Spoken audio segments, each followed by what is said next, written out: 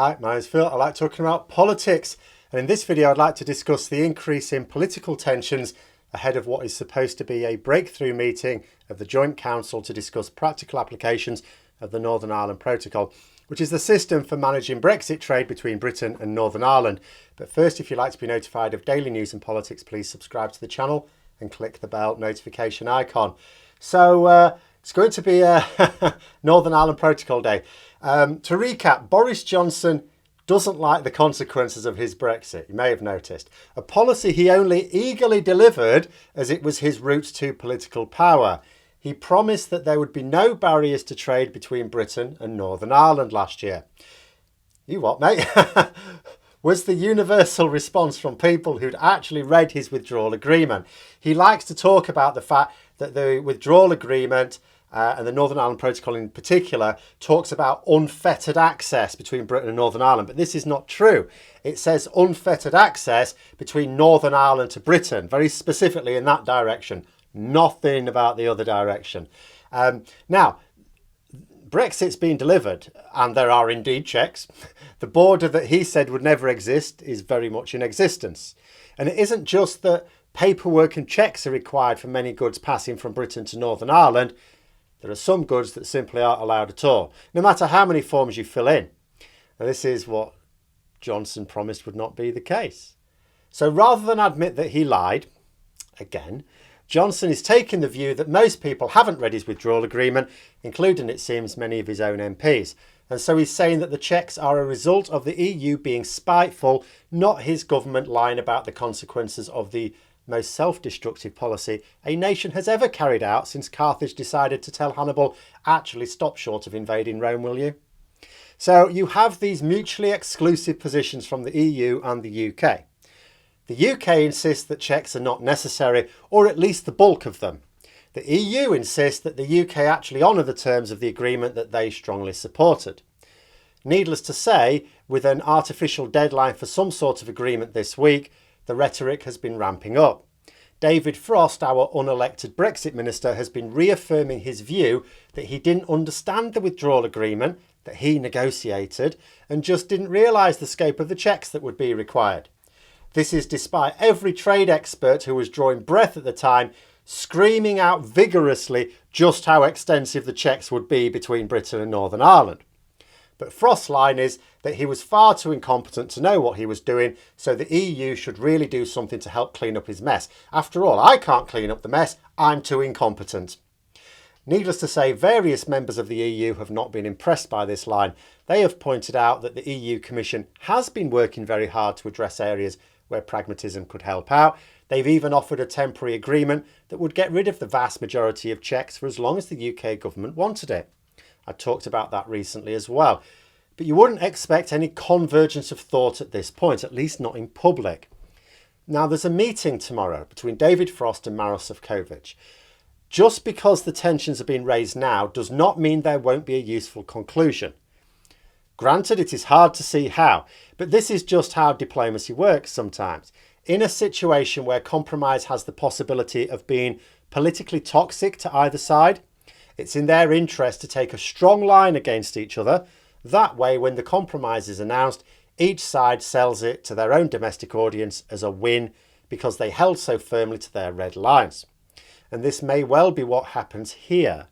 The EU say that the UK need to accept the protocol and implement it. Well, if David Frost announces an agreement on some aspect of the protocol, then this is what will happen. The EU sell that as a win. The government has finally agreed yet again that it needs to implement the protocol. The UK say that the EU need to be more reasonable about the checks needed. Well, the EU are helping with solutions all the time to individual issues. Now, because these issues are not being reported in the UK very much, all Frost has to do is say that the EU have been reasonable and at the last moment agreed to some pragmatic measures. It might well be that he points to some measures that have been agreed ages ago by the EU. Doesn't matter, nobody will know. And so Frost can claim that his threats to suspend the entire protocol won important concessions from the EU, who basically ran scared. Both sides claim their win and can move on with actually implementing the protocol without losing face. Diplomacy wins again. And in fact, if you look at a lot of what's going on at this point, and the fact the meeting is going ahead, it does suggest that something like that may happen. After all, why would they bother going to the meeting if there wasn't going to be something agreed? Unless, of course, the situation was so bad that either side feels that it can't call it off for fear of being blamed. The problem is that it's not quite as simple as that, is it? It never is with Northern Ireland, because hardline unionists are not going to be impressed with pragmatic solutions which take the edges off the checks. See, if the checks exist in any form, that represents a barrier between Britain and Northern Ireland, which does not exist between Northern Ireland and the Republic of Ireland. Now, for some of these people, that is all that matters. So there are two reasons why any agreement reached this Wednesday won't actually take us from the brink. One, it won't actually ease the tensions in Northern Ireland. It will, if anything, only heighten them. There was a bit of a protest at the weekend in County Armagh against the protocol. Worryingly, a large number were wearing masks. Not face masks, though some were, but balaclavas. Ironically covering all parts of the face bar the bits that actually need covering, if indeed any do. It was outdoors after all. Any agreement with the EU is going to be seen as a betrayal by these people. They are anti-EU and anti-protocol. As far as they are concerned, there is no putting lipstick on that pig. It makes no difference how smooth the process can be made. If the process exists at all, it exists to place a barrier between Britain and Northern Ireland, and they will rage against it. You know, someone at this unsanctioned parade called for those in the crowd to be ready at short notice to resist the protocol. Now, the people of Northern Ireland don't actually have much input into the protocol. This is about checks from Britain to Northern Ireland, not the other way around. So when you call for people to resist the protocol in Northern Ireland, this isn't like political resistance in the normal sense, like non-compliance. They're not calling for non-compliance because the protocol doesn't require the compliance of people there. I'm not exactly sure what they are calling for right now. Whatever it is likely to be destructive. And the second issue is that it makes no difference what practical applications are decided between the UK government and the EU Commission.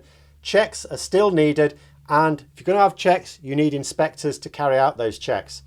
And the minister who is responsible for hiring those inspectors is Edwin Poots, the raging lunatic who has recently taken over as leader of the DUP.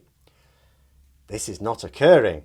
No matter how many concessions Frost wins from the EU, Poots is not playing ball. So although the raising of tensions this week could just be another tried and trusted tactic of having agreed a compromise behind closed door that each side needs to claim as a win, the extra players, the ones who aren't really involved in those discussions, in any real sense, mean that no real agreement is actually possible. The UK government can't actually agree to anything that requires Stormont's involvement without Stormont's cooperation, which is not universally forthcoming right now. It's not just England that's full of Brexit supporters that are raging against the consequences of their vote, as there's a few in Northern Ireland as well. So I'm not sure what to expect of tomorrow's meeting. Part of me thinks that if it's going ahead, like I said, there must be some belief on both sides that something useful will come of it. But also, like I said, maybe it's just that neither side wants to cancel it for fear of looking like they're giving up on the process. You know, there's no obligation to hold the meeting as far as I'm aware. But on the other hand, there is no proceeding to implement the protocol without those inspectors. I mean, it comes down to that, doesn't it? So unless Westminster fancies bypassing Stormont, I'm not actually sure what is going to be usefully announced. But those are my thoughts. Let me know yours in the comments below. Hope you found the video interesting. If you did, don't forget to click the like button. And if you'd like to support the channel further, please also click the Patreon link for details. And until next time, I'll see you later.